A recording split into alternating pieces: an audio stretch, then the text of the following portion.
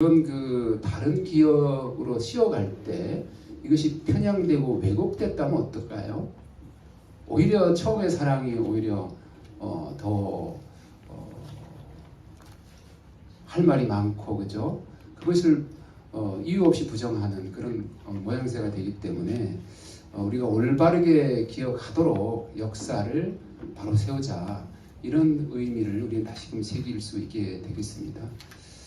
저는 이 논의가 2023년에 지금 진행이 되고 있습니다만, 실질적으로 남상철이라는 분이 경향 잡지에 이것을 3개월에 걸쳐서 연재를 합니다.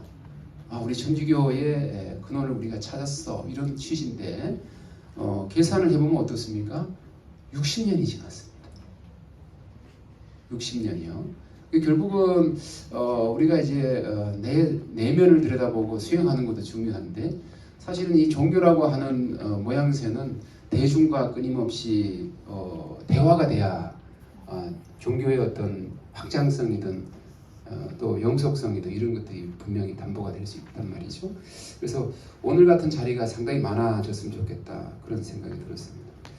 자, 그러면 그 사이에 아마 짧게 준비를 하셨을 것 같은데요. 제가 마이크를 이렇게 넘겨서 시간을 한 1분 정도로 각자 네 분이 말씀하시고, 거기에서 하나 단초를 잡아서 조금씩 이어가는 방식을 취하겠습니다. 고영석 교수님께서 먼저 말씀해 주시죠. 주어사라는 절 이름이 좀 아름답지 않습니까?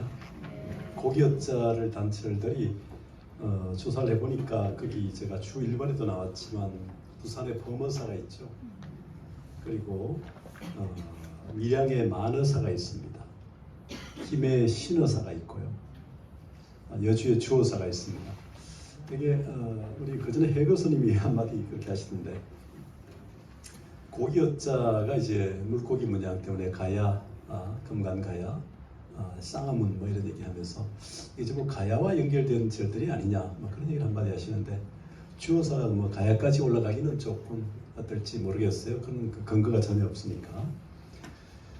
제가 이제 뭐 각자 미흡한 얘기도 해야 되겠지만, 이제 다른 발표자에게 얘기를 하시라니까, 뭐 주어사 가는 길 같은 뭐 시도 쓰고 이렇게 좀 주어사에 대한 여러 가지 이런 걸 좀 만들어가면 좋겠다 하는 생각이 좀 듭니다. 그림도 건물도 짓고 하지만, 여기가 김진덕 실장님, 그러니까 제가 절두산 거기를 한번 갔다 왔어야 되는데 이게 너무 촉박하게 일정이 잡히고 여러 일정이 겹쳐서 못 갔습니다만은, 그 해운당 대사 의징 비 거기 아마 사진을 찍어 오신 것 같은데, 그러니까 되게 엄면이죠. 엄기 뒷면 후면에 그 숭정 기원후 무인 5월 1립 상자 수견 천심, 그 글자만 새겨져 있던가요? 아니면 거기 행장이 있던지, 이 부분이 좀 하나 궁금하고, 아까 또 숭정 기원후 해석에 좀 차이가 있었다, 기존에. 그래서 1638년을 1698년으로 이렇게 봐야 된다, 이런 얘기 하신 것 같은데, 그 말씀을 좀 듣고 싶습니다. 현장에서 본 바로는요, 그 전면부에 해운당 대사 의징집이라고 나와 있고, 뒷면에는 행장은 안 나와 있고요. 숭정 기원 후 무인 5월 1 입상 수자 수견 천심, 이렇게 나와 있습니다. 그 행장에 대한 부분들은 없는 형태로 나와 있고요. 아마 그래서 이것들이 스님들이 1600년대 중반부터 해서 저 영문사에 이제 상봉 정원 스님 계실 때도 그렇고, 유학자들하고 교류를 엄청나게 많이 하면서 그 문화들이 좀 들어가 있는 부분 아니겠느냐라는 추정인데요. 1600년대 후반 정도에 세워져 있으니까 이제 일반적으로 스님의 행장을 하는 그런 비보다는 묘지명처럼 이렇게 묘지 앞에 쓰는 그런 형태로 지금 뭐 변화된 형태이지 않을까라는 거고요.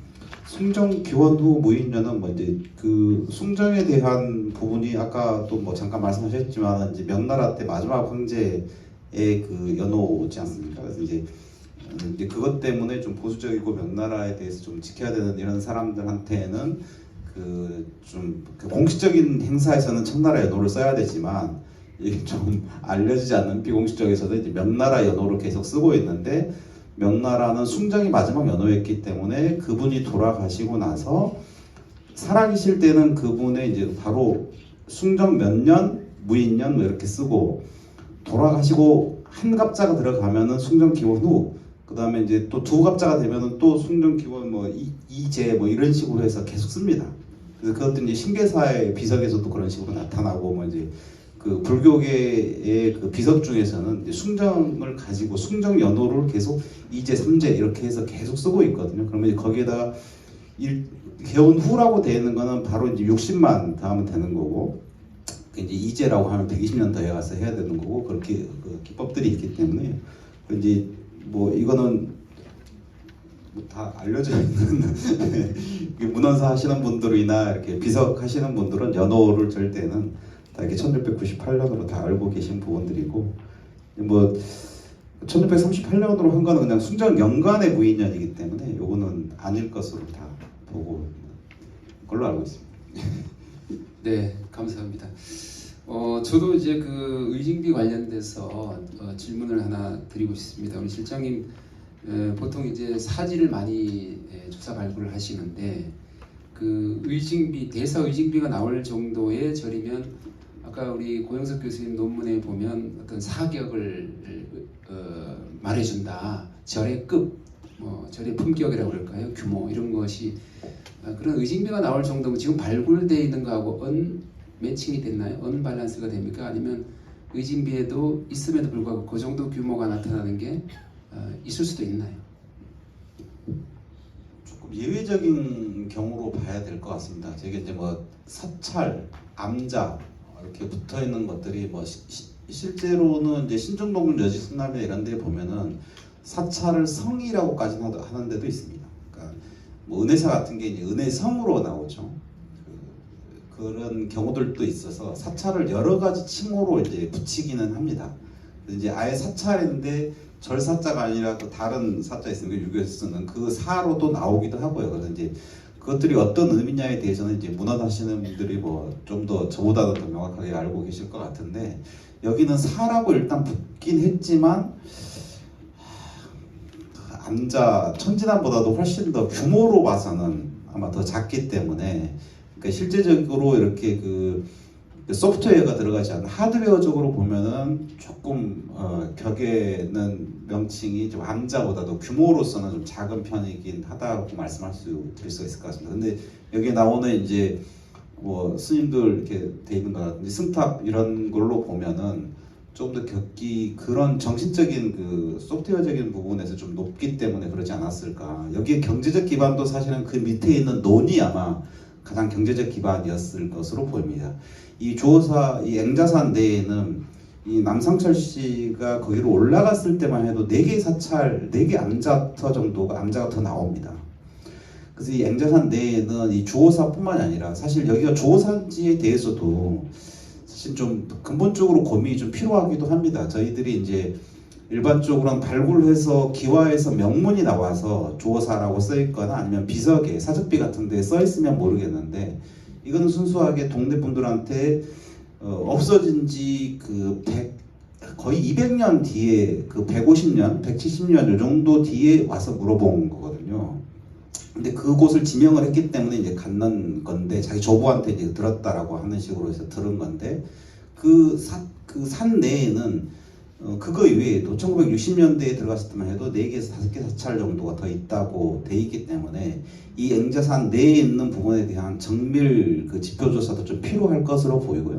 저희들이 발굴할 때도 사실은 지역에서 오래 사셨다는 분들이 올라오셔서 여기에는 승탑이 저 위에도 있고 저기도 있고 뭐 이렇게 또 가르치시는 분들도 있습니다. 그래서 이제 그 산 전체에 대한 정밀 지표조사에서부터 좀 시작을 해야 될 것 같고 그래서 앵자산 내에 있는 그 남양주와 그 여주와 광주가 붙어있는 이 부분에 대한 전체적인 조선시대 후기 때 그 불교의 색깔이 어떤 시기였는지 아까도 먼저 부유 선사의 맥이었을 것으로 추정을 하고 이제 저희들도 건축적 수법으로 봐서는 이제 벽암 각성의 그 남한산성을 중건했던 그런 정도의 기술력이 있지 않으면은 사실은 그 건물을 짓기 쉽지 않겠다라는 추정은 하고 있는데요.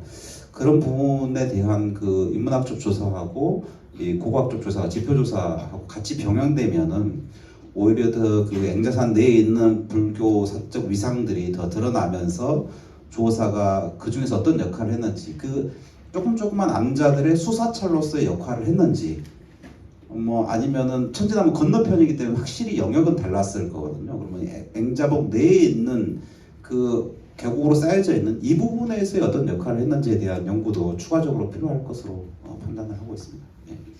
예, 감사합니다. 그리고 김용태 교수님께 1분 드리겠습니다. 예. 예. 그 시간 관계상 저는 뭐 질문보다 그냥 짧게 좀 정리를 하고 싶은데요. 이게 역사 바로 세우기고 이제 역사 제자리 찾기 운동에서 이제 여기까지 온 걸로 알고 있는데, 문제는 이제 이게 발굴 조사 통해서 정비가 되었을 때 사실은 예측되는 거는 이제 천주교 측에서는 이게 이제 발상지 요람지에서 이제 굉장히 성지 순례처럼 전진하면서 이렇게 이제 올 텐데, 불교 쪽에서는 과연 뭘 할 수 있을까 다 해놓고 이제 그런 생각이 좀 들어서, 사실 이게 주어사 자체에는 별로 남아 있는 게 별로 없어요. 근데 거기서 아까 저희 이병도 전문님이 여주 출신인데 여기도 원래 여주가 아니다, 양평 쪽에다.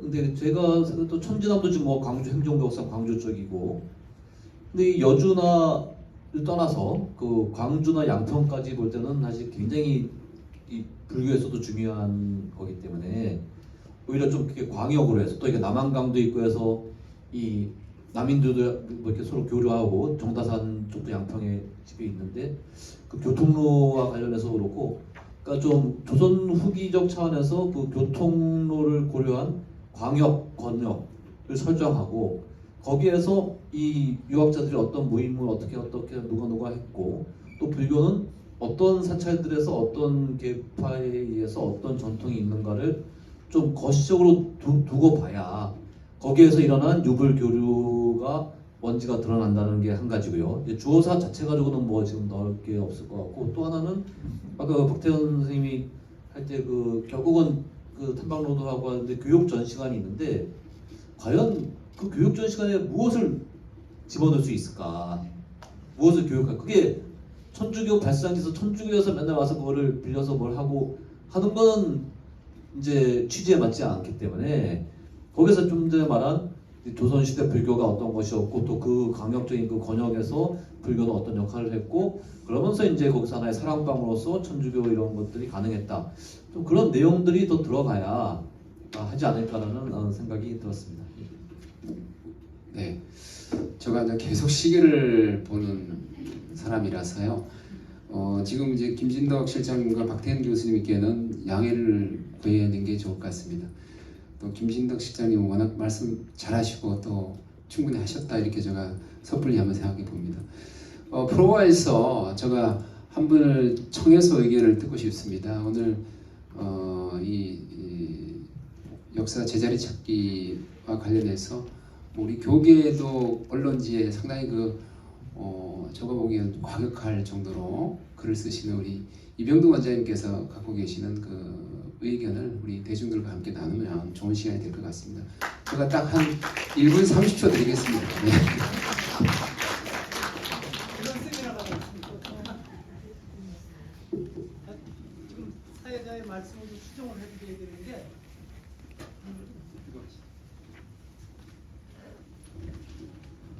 제가 전혀 과격하지 않은 사람입니다. 아주 부드럽습니다. 아니 실은 좀 우리 고영석 선생님이나 김용태 선생님한테 여쭤보고 싶었던 그냥 건 조금 전에 개인적으로 말씀을 드렸어요. 그래서 지금도 얘기가 나와서 김용태 선생님이 그 얘기를 하시는데, 지금 현재 거기가 여주시 관할이긴 하지만 과거의 권역은 그 양평, 거기 사는 사람들이 양평이나 곤지암 쪽으로 학교를 다니고 장을 보러 다니지 여주하고 다니는 버스가 없었어요. 70년대 말까지도. 제 형님이 거기 중학교에 계신데 여주를 가려면, 저희 집에 가려면 거기서 곤지암 가서 가든가 양평 가서 가고 그랬거든요. 그러니까 그 생각을 해주셔야 돼요. 그래서 왜 거기가 천주교 사람들이 찾아왔을까? 그건 남양주고 지금 그 팥당 양수대교 건너서 있는 다산 그 그 집안 그 멤버들이 바로 배 타고 건너가서는 그거를 한번 재구성해보고 이런 역할들을 먼저 해주시면 좋지 않을까. 그리고 지금 그 주어서 아래 마을이 옛날엔 그 하품리라 그랬는데 상품리 하품리 정확한 위치는 아니지만 국립중앙박물관에 가면 고려 광종 때 동종이 보물로 지정되어 있는 동종이 그쪽에서 축토됐다고 나와요. 근데 그게 광종 그 명문을 보면 아주 광종이 중요시했던 분이더라고요. 그러니까 아마 이 관련된 걸 할 적에는 원향사는 아주 끝도 남쪽 끝이고 그러니까 그런 그 지역이 가지고 있는 뭔가가 있었을 것 같아요. 제 생각에는. 그리고 지금 뭐 우리 김진덕 실장께서도 정확하게 말씀해 주신 것 같은데 사찰 규모에 하드웨어에 비해서 진짜 조선시대 그 말에 그 시절에 그만한 비석이라도 세우고 부도를 세울 수 있으면 그 스님의 위치는 중요하거든요. 그러니까 그런 부분들을 어떻게든지 아마 우리 김용태 선생님께서 찾아내 주실 수 있지 않을까 하고 저는 숙제를 드립니다. 어쨌든 그 지역이 조금 전에도 말씀드렸는데 세종대왕릉이 여주로 오기 전에는 거기는 천령현이라 해서 현재 그 지금 산북면은 금사면에서 독립된 지도 얼마 안 됐는데 산북, 금사, 흥천 이쪽은 천령현이 따로 있었어요. 2104하고 그래서 그러다가 세종대왕릉이 여주로 옮기니까 여주를 크게 만드느라고 그걸로 합쳤지 생활권이 실은 좀 다릅니다. 그래서 그런 것들을 참고해서 앞으로는 아마 진행을 해나가시면 더 나아지지 않을까. 지금 김용태 선생님께서도 중요한 말씀을 해주신 것 같습니다. 저 아주 부드러운 사람입니다.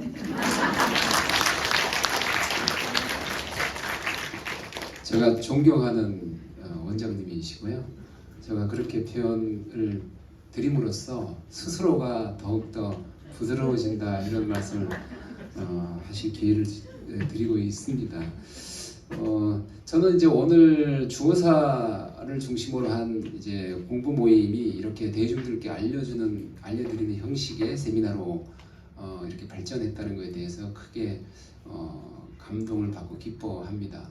우리가 동시에 이제 함께 봐야 될 것이 이것 외에도 사실은 뭐 광화문이라든가 서서문이라든가 서울 도심에도 성지화라는 이름으로 사적지를 성지다 이렇게 해서 많은 도발들이 있습니다. 지역에 내려가면 제주도까지 있습니다. 그래서 이 많은 것들을 원래 제자리로 바로 세울 수 있는 힘이 어디에서 나올까 늘 고민하지만 결국 우리 사고 대중이다 이런 생각을 합니다. 몰라서는 역사를 바로 세울 수 없고요. 알아야만 그것을 고쳐 나갈 수 있습니다. 그리고 가장 중요한 것은 사실 우리가 갖고 있는 힘이 되겠죠. 그래서 여러분들 그 주변에 많은 분들에게 우리 부처님법을 전해서 우리 교세가 좀 더 많이 늘어나면 많은 부분에서 문제를 풀어가는데 큰 도움이 될 것 같습니다. 마지막으로 우리 이 자리를 마련해 주시고 또 끝까지 이 자리를 함께 빛내주시고 계시는 광용 회장 스님께 강평을 청해드리면서 마치겠습니다. 박수로 보내주시기 바랍니다.